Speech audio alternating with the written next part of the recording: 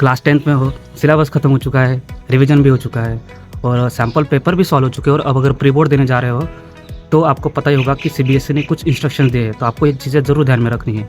आपका जो पेपर होने वाला है वो 3 सेक्शन में होगा। पहला सेक्शन होगा बायोलॉजी का जो 30 मार्क्स का होगा, दूसरा सेक्शन होगा तुम्हारा केमिस्ट्री का जो 25 मार्क्स का होगा और थर्ड सेक्शन होगा फिजिक्स का जो फिर से एक बार 25 मार्क्स का होगा।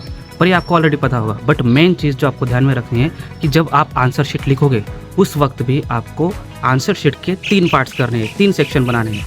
अगर पहला सेक्शन आप सेक्शन ए रख रहे हो बायोलॉजी का तो उसमें आपको सिर्फ बायोलॉजी के ही आंसर लिखने हैं। अगर सेक्शन बी केमिस्ट्री का रख रहे हो तो उसके अंदर आंसर सिर्फ केमिस्ट्री के होंगे। अगर आप इन आंसर्स को अलग अलग पर्टिकुलर सेक्शन में नहीं लिखते हो तो आपके वो मार्क्स को इवैल्यूएट नहीं किया जाएगा, मार्क्स को काउंट नहीं किया जाएगा। तो आप अगर सेक्शन बनाओगे आंसर शीट में तो आपको ज़रूर से ध्यान में रखना है कि पर्टिकुलर सेक्शन के आंसर पर्टिकुलर सेक्शन में ही होने चाहिए और ये स्ट्रिक्ट इंस्ट्रक्शन है।